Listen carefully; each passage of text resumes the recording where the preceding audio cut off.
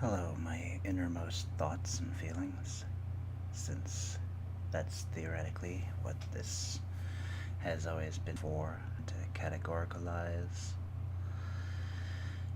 Um, I woke up this morning and I felt a desire to emphasize a certain point. I guess I could just say I wanted to decompress. I've been trying to really internalize and represent a series of ideologies and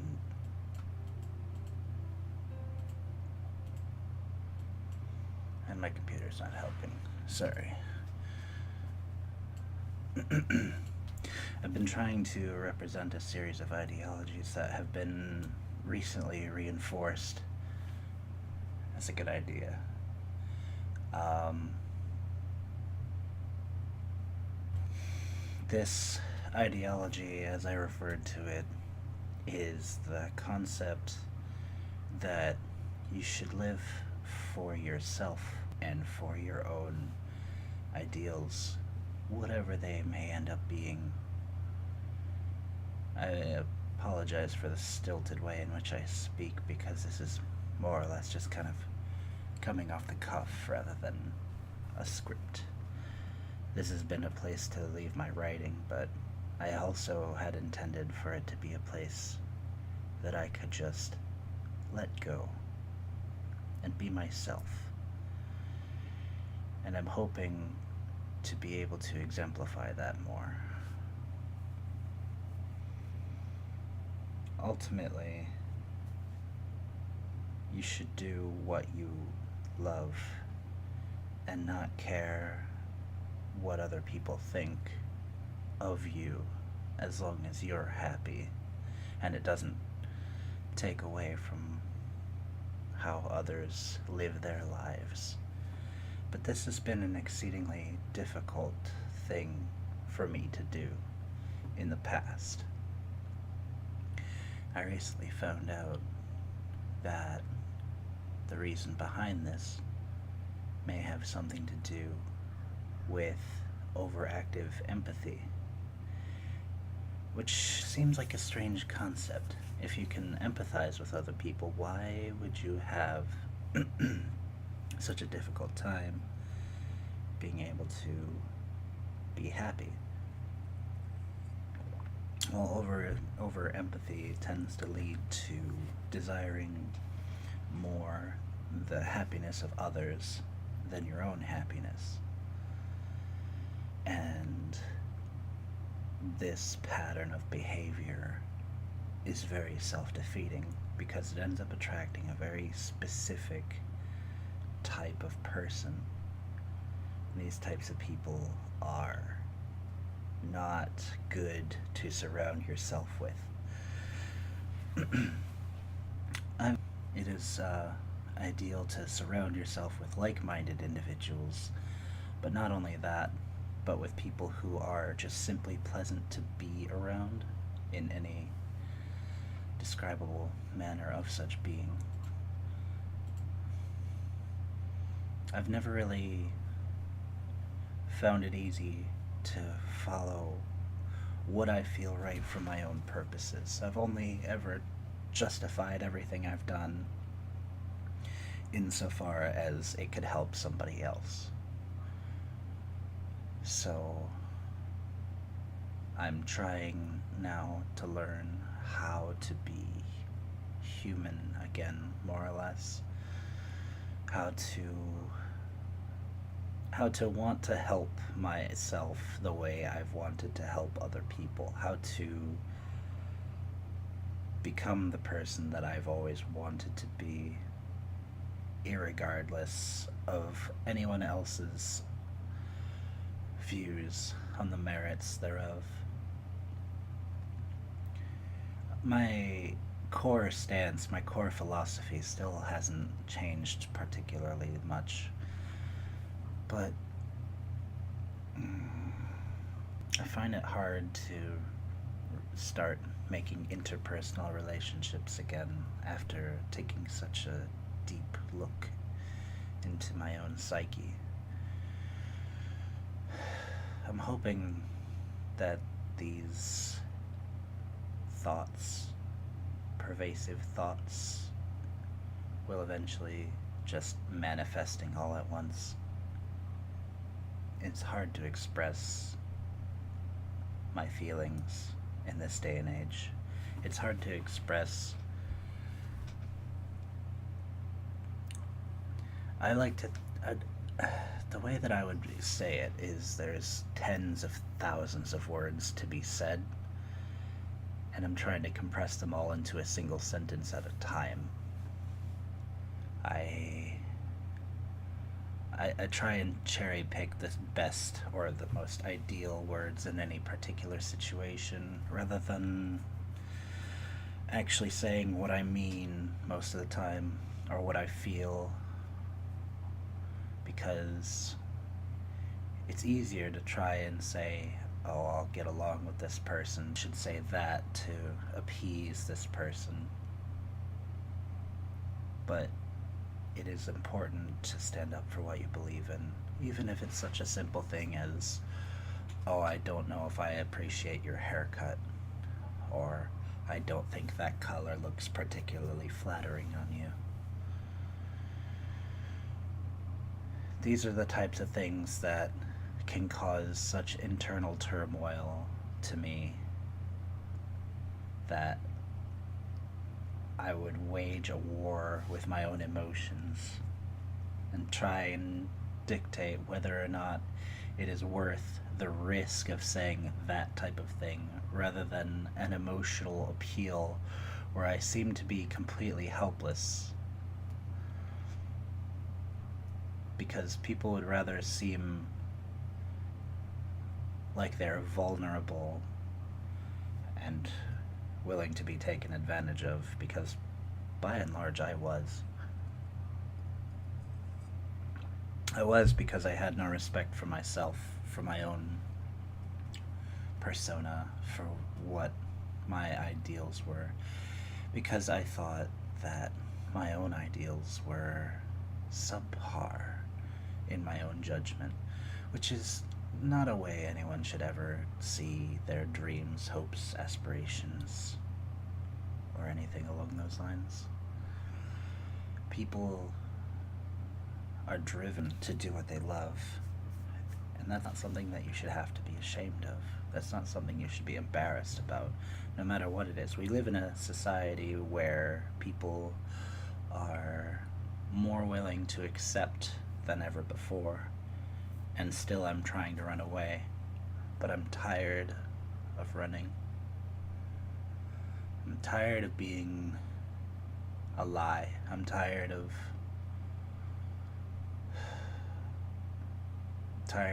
having no people that are actual people around. I'm tired of living in a place where nothing ever happens because I'm too afraid to do anything. And I'm mostly tired that it's myself that's been to blame this whole time, because nobody should ever have to act on fear. Fear is one of the worst things that humanity, well, most humans, most humans do not cope well with fear. That's why the fight or flight reflex exists, because normally you would just shut down. But instead of shutting down, I assumed a more neutral stance and became good at mimicking people's emotions, giving back what they say in an attempt to appease them. And it worked for a good long while, but it didn't make people able to connect with me or me with them, because I was only a mirror. I was neither a catalyst nor an inhibitor. I was just a reflection. And ultimately, most people don't think there should be two of them in the world because of various and sundry reasons, iniquity and whatnot, among other things. I'm not even really sure where I'm going with this at this point, but it feels good to just talk. It feels like I don't have anyone that truly understands where I'm coming from because I put myself in a very particular, very unique situation where my back's up against a wall. And it was 100% my own doing. I I almost don't know who I am anymore. It's been so long since I was able to feel who I was. And then recently, I felt a spark. A single spark which could transcend thousands of years. Uh, the type of feeling that elicits emotions that have no words. Uh, the ability to see for the first time after having been blind your entire life. All of the senses. Synesthesia, even. I feel so alive, and I don't know what to do with it. I don't know where to put all these feelings after I've been dead and afraid and asleep for so long, for so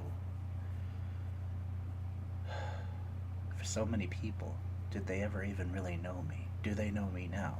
Did I know me? Do I know me now? What even is what a person can construct as reality? If you believe something hard enough, does that make it then in fact true? That's what a lot of people believe. But a lot of people, just because a lot of people do something doesn't mean it is what is the truth. Argumentum ad hominem, I believe. Ad populum. Anyway. Is there a distinct line between how you see yourself and who you are? And can you ever truly be what you attest to be? Because people, normal living people, are always growing and always changing and always becoming new. People were rejecting me for being fake because I was. I can't blame them. I would have done the same thing. In fact, I'm sure I did.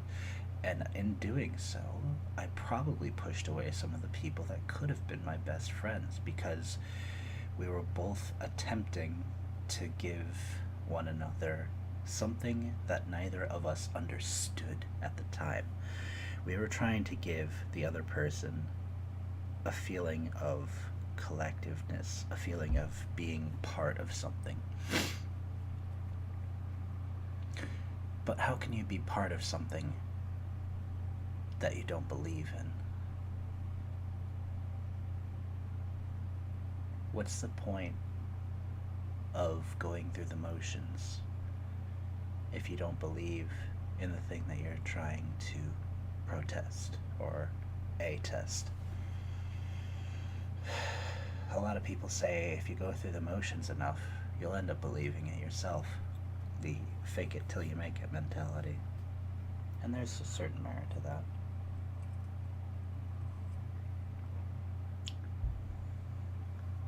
But I want to be more than a shallow idea. I've finally been gifted. I've been gifted so many gifts lately. So many gifts. So many things that I wouldn't have been able to appreciate at prior points in my life because I was too self-interested, but also I was trying to be something I wasn't. And it's very, very difficult to get out of that mindset, to get out of the appeasement circle. But the reason that it finally worked was because I found somebody who rejected the notion that my entire life is for appeasement. And now I don't know what to do with these newfound feelings. And they don't know how to help either, I don't think. Either that, or they don't consider it their responsibility. And I can't say that I blame them. They didn't probably even recognize what they were doing at the time. And how could you? I mean, you accidentally awaken somebody who has been dormant for years out of fear and self-preservation. How are you supposed to internalize that, especially when the person is largely non-communicative of their emotions? How do you communicate this type of thing to somebody? What do you say? Oh, hello.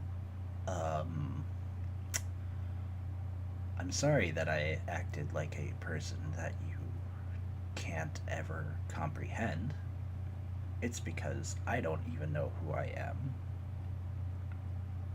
What? Would you try and explain that you had a break in reality? But then it becomes a question of, we go back to the original point that I was trying to emphasize. It doesn't pay to care what other people think necessarily. How other people view you is inconsequential. So I want to express these 10,000 words in a single sentence to this person. But at this point in time, it's more valuable to both of us to just sit on them and forget. But the problem that I have is I still want to say them, all these words. And by the time that I have the ability to say them, I will either probably, one, forget them, or two, not believe in them anymore. And that thought terrifies me. It's like everything I've already known has been wrong multiple times in my life. Multiple times. This is the fourth time, I believe, where everything I've ever known, loved, cared about has been more or less rewritten into something, in my eyes, from my perspective, where the things that you hold dear change as you age. Throughout time, you gain additional fears, desires, values, damage. Everyone acquires damage over time. But the experiences that you go through are the things that cause you to be able to fully comprehend.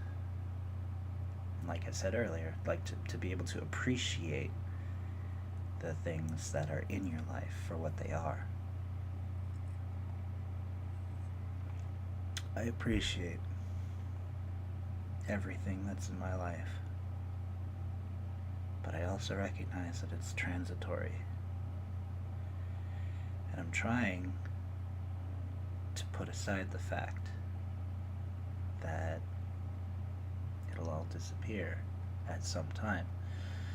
But that's just a fact of life. That is the inevitability that is associated with death. I personally am not afraid of death itself, but I'm afraid of losing these things that I very much enjoy. It may be a greedy notion, but I'm long past caring. I want to enjoy every moment that is available to me and not worry about what could have been. Instead, worry about what is now. We're not promised tomorrow. Nothing in your life is a guarantee but death.